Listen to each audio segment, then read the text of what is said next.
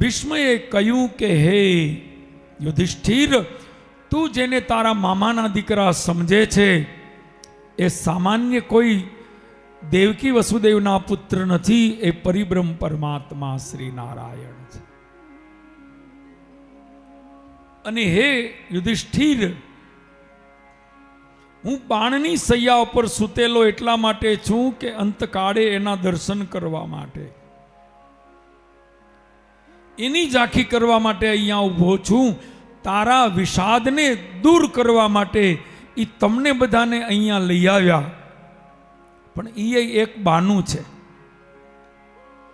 તારા વિષાદને દૂર કરવા એ તમને અહીંયા લઈ આવ્યા, એ એક બહાનું છે. અસલ વાત તો એ છે કે એ મારું મૃત્યુ સુધારવા આવ્યા છે. મારી પ્રાર્થના હતી જ્યાં સુધી એના દર્શન ન કરું ત્યાં સુધી પ્રાણનો ત્યાગ ન કરું. મકર સંક્રાંતિનો સમય ન થાય, સૂર્ય ઉત્તરાયણના ન થાય, જ્યાં સુધી ઉત્તરાયણના સૂર્ય ન થાય અને જ્યાં સુધી હું દ્વારિકાનાથના દર્શન ન કરું ત્યાં સુધી હું દેહમાંથી પ્રાણ નહીં છોડું. આ મારો સંકલ્પ હતો.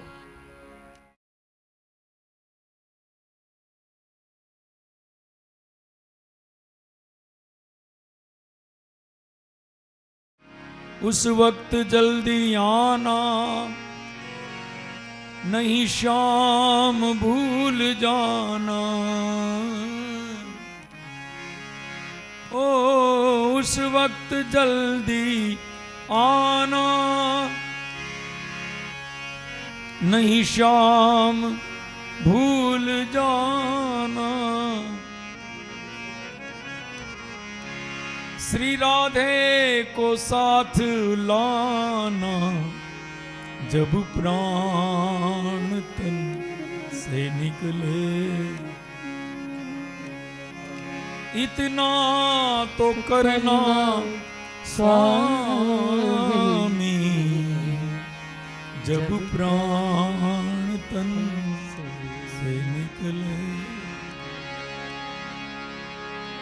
આપણે તો એટલું જ કહી શકીએ, इतना तो करना स्वामी, गोविंद नाम लेकर फिर प्राण तन से निकले. અમે તમારા દર્શન કરતા કરતા પ્રાણ છોડીએ આવી ઈચ્છા આપણા બધાની છે, પણ એ ખબર છે કે એ સાચું ન પડે. એ દર્શન દેવા આવે એટલી કક્ષા ક્યાં છે? એ દર્શન દેવા આવે એટલી કક્ષા નથી, એટલું લેવલ નથી. તો એટલાથી સંતોષ માનીએ કે એનું નામ મુખમાંથી નીકળે ને તોય બેડો પાર. અંતકાલે એનું નામ મુખમાંથી નીકળે. ગોવિંદ નામ લેકર फिर प्राण तन से निकले. गोविंद नाम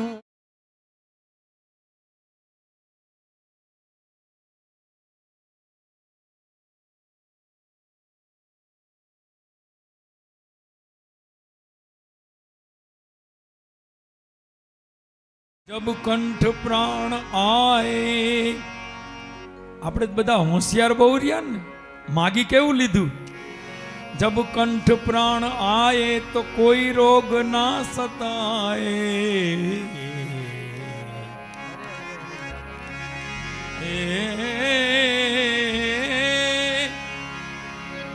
માગી એવું લીધું કે માંદા ન પડીએ.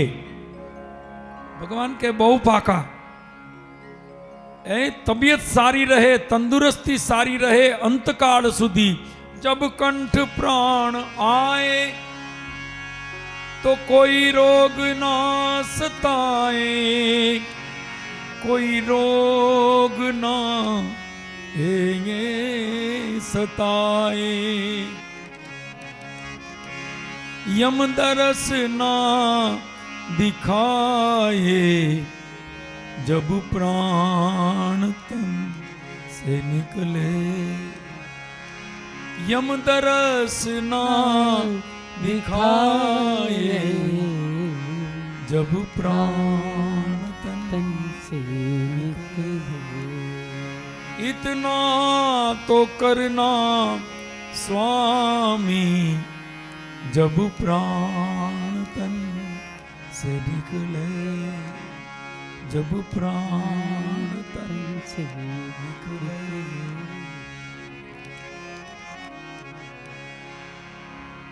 તો આપણે ગુજરાતીમાં પણ પુનિત મહારાજે કહ્યું ને કે સમય મારો સાથ જેવાલા, કરું તો કાલા, અંત સમય મારો આવશે જ્યારે દેહનું નહીં રે ભાન, એરે સમય મુખે તુલસી દેજે, દેજે યમુના પાન, પાન દેજે ગંગા પાન। સમય મારો સાથ જેવાલા, કરું તને કાલા, સમય મારો સાથ જેવાલા, કરું તને કાલા।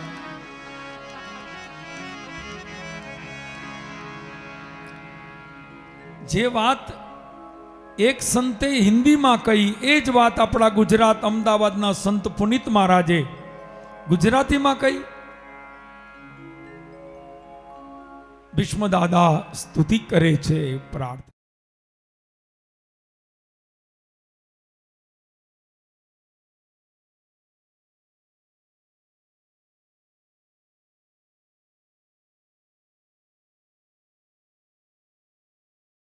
પ્રકૃતિમુપેયુષિયત ભવપ્રવાહ ત્રિભુવન કમલમ તમાલવર્ણમ રવિકર ગૌરવ રામબરમ દધાને વપુરલ કકુલાવૃતાન્નનાબ્દમ વિજય સખે રતિરસ્તુ મે નવદ્યા યુધિતુર ગરજો વિધુમ્ર વિશ્વક કચલુલિત શ્રમવાર્યલંકૃતાસ્ય મમ નિશિતસરે વિભિદ્યમાન ત્વચી વિલસત કવચેસ્તુ કૃષ્ણ આત્મા।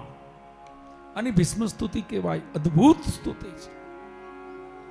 ઇતિમતિરૂપ કલ્પિતા વિતૃષ્ણા, મારી એક જ તૃષ્ણા છે, મારી એક જ અપેક્ષા છે। એ આનો જો અર્થ કરવા જઈએ ને તો સમય ઓછો પડે। ભીષ્મએ એમ કહ્યું કે પ્રભુ મારી એક દીકરી છે અને મારે દીકરીને તમને પરણાવી છે। આશ્ચર્ય થયું કે ભીષ્મ તો નૈષ્ઠિક બ્રહ્મચારી છે, એના તો લગ્ન જ નથી થયા, જીવનભર નૈષ્ઠિક બ્રહ્મચર્યનું પાલન કર્યું। હવે જીવનભર નૈષ્ઠિક બ્રહ્મચારીને ઘેર દીકરી કેવી? દીકરી ક્યાંથી આવી? સુંદર અર્થ કર્યો। એ દીકરી ઇતિ મતિ રૂપ કલ્પિતા, એને પોતાની મતિ એટલે બુદ્ધિને દીકરી બનાવી છે। એ પ્રભુ મારી મતિ રૂપી આ જે દીકરી છે એને મારે તમારી સાથે પરણાવી છે। શું કામ? જો બુદ્ધિ ભગવાનને પરણાવો ને તો બુદ્ધિ સવડી હાલે। આ બુદ્ધિ જો ભગવાનને અર્પણ કરીએ અને જો ભગવાનને અર્પણ કરી હોય તો બુદ્ધિ સવડી હાલે, નકર બુદ્ધિ કેવી હાલે? આમ આડા આવડી બુદ્ધિ સવડી નો, સીધી નો હાલે। ઓહો, બુદ્ધિ માણસની આમ આમ આમ આમ ખૂણા ખાંચકા જ ગોતે, સીધે રસ્તે હાલે જ નહીં। એટલે દરેકે ભગવાનની પાસે સદબુદ્ધિ જ માગી છે।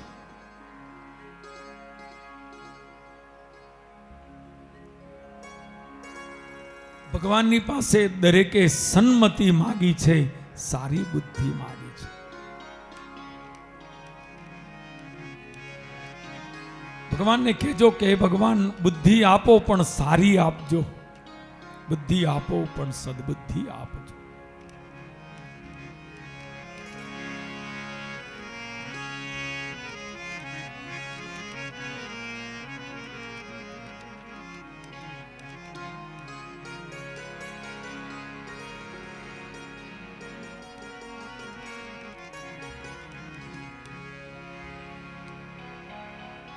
તો પ્રાર્થના કરી છે।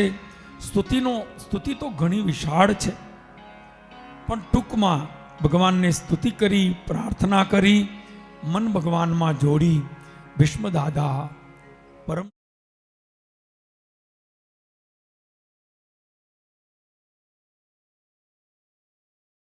દુંદુબીઓના નાદ કર્યા છે.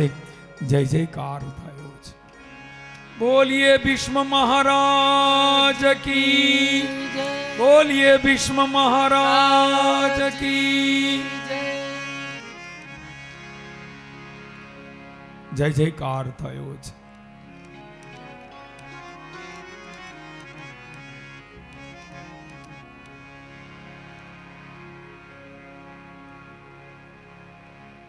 પછી તો એની તમામ અંતિમ ક્રિયા પૂર્ણ કરી પાંડવો હસ્તિનાપુરમાં આવ્યા છે.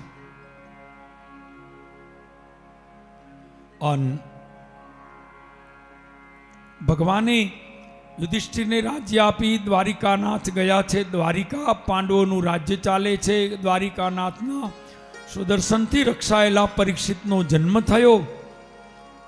પછી તો મોટા થયા, યજ્ઞોપવીત આપ્યા, ભણવા માટે ગયા, પરણ્યા છે.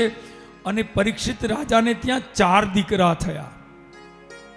4 દીકરા થયા. સૌથી મોટા દીકરાનું નામ છે જન્મેજય. જન્મેજયે મહાભારત સાંભળ્યું, પરીક્ષિતે ભાગવત સાંભળ્યું, જન્મેજયે મહાભારત સાંભળ્યું. બહુ સરસ કથા જન્મેજયની.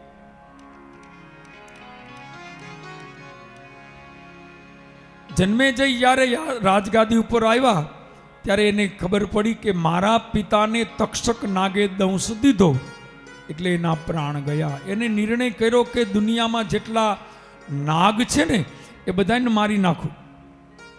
સર્પ યજ્ઞ કર્યો અને સર્પ યજ્ઞની અંદર બ્રાહ્મણો યજ્ઞમાં આહુતિ આપે એટલે દુનિયામાં જ્યાં જ્યાં સર્પ હોય ત્યાંથી ખેંચાઈ ખેંચાઈને આવીને સીધા યજ્ઞમાં પડે. નાગના 9 કુળ હતા. 9 માંથી 8 ને હોમી દીધા. 9મો તક્ષક બાકી રહ્યો. 8 તો હોમી દીધા. આ નો હોમ્યા હોત તો શું થાત? 8 તો હોમી દીધા. એક તક્ષક બ્રહ્માના પાસે ગયો. તક્ષકે કહ્યું, મહારાજ મને તો વિધિનું વિધાન હતું એટલે હું દંશ દેવા ગયો હતો, આમાં મારો ક્યાં વાત છે? ફાંસી આપનાર જલ્લાદ હોય, એ જલ્લાદ તો ક્યારે ફાંસી આપે? જ્યારે જજ એને ફાંસીની સજા સંભળાવે. એમાં જલ્લાદનો શું વાંક? એમાં જલ્લાદનો કોઈ વાંક? એ તો ભાઈ ફાંસીગર છે, એને ફાંસી આપે. પણ ફાંસી એ તો માત્ર ક્રિયા કરનારો છે, એને હુકમ આપનાર કોઈ બીજું છે.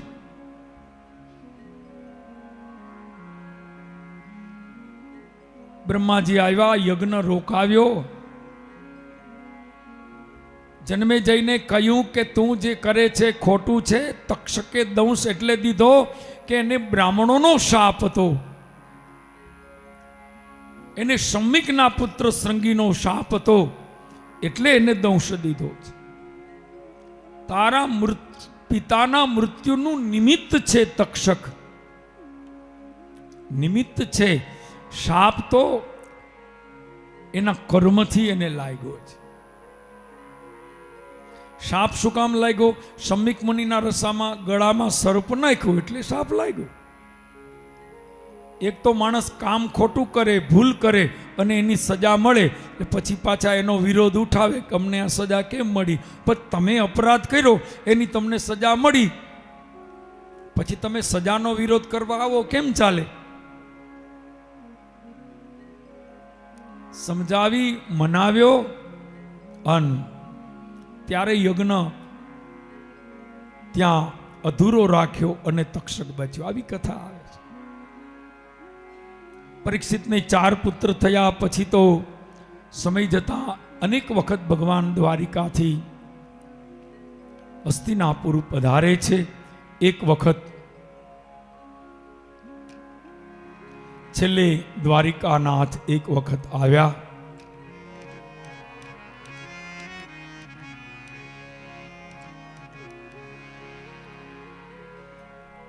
અને એ પછી એને વડાવા અર્જુન ગયા. અર્જુન ગયા એ જ વખતે આગળ સમાચાર મળ્યા કે દ્વારિકાનાથ પછી તો સ્વધામમાં ગયા છે. ભગવાન કૃષ્ણ સ્વધામમાં ગયા એ સમાચાર લઈ અર્જુન આવે છે અને એ સમાચાર સાંભળીને 5 પાંડવો એકદમ રુદન કરવા લાગ્યા છે. 5 પાંડવો રડે છે. એ વખતે માં કુંતા આવ્યા. કુંતાએ આ વાત સાંભળતા એ જ ઘડીએ માં કુંતાએ પ્રાણનો ત્યાગ કર્યો છે.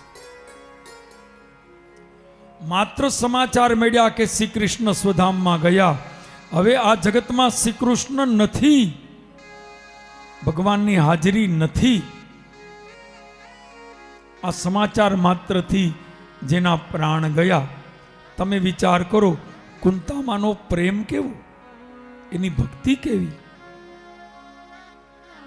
ધન્ય છે કુંતામાને. જેની માં કુંતા જેવી ભગવદ ભક્ત હોય, એના દીકરા ભગવાનના ભક્ત હોય, એમાં શું નવાય છે. જેવી માં, જેવા મા બાપ, એવા એના સંતાનો છે.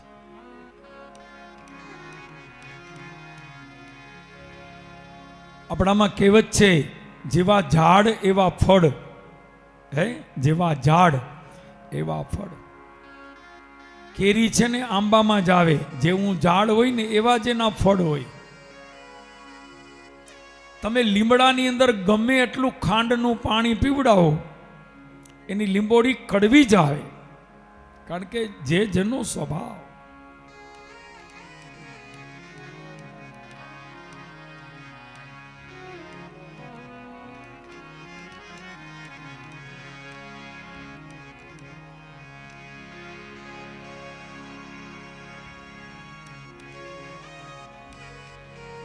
પાંડવોએ વિચાર કર્યો કે ભગવાન ગયા, માએ વિદાય લીધી, હવે જગતમાં જીવવા જેવું નથી રહ્યું.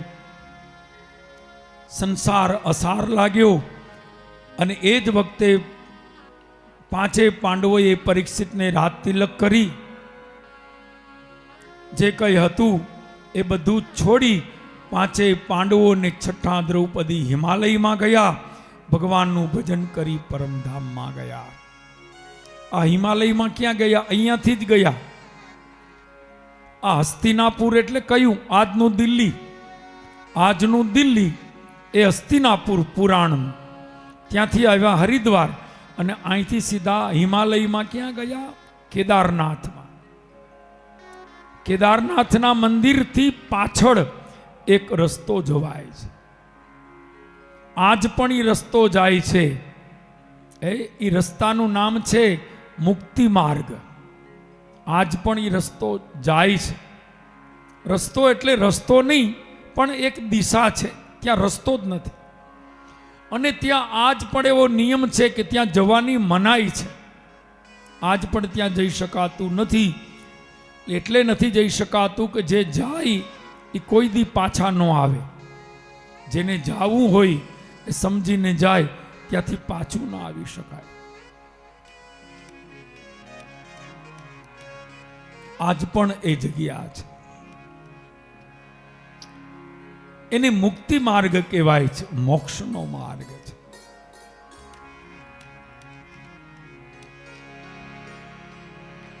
પાંડવો પરમધામમાં ગયા. પરીક્ષિત રાજગાદી ઉપર આવ્યા. વિશ્વ વિજય કર્યો. 3 વાર અશ્વમેધ યજ્ઞ કર્યા. સમગ્ર જગતની અંદર એની વિજય પતાકા લહેરાવવા લાગી છે. જય જયકાર થયો.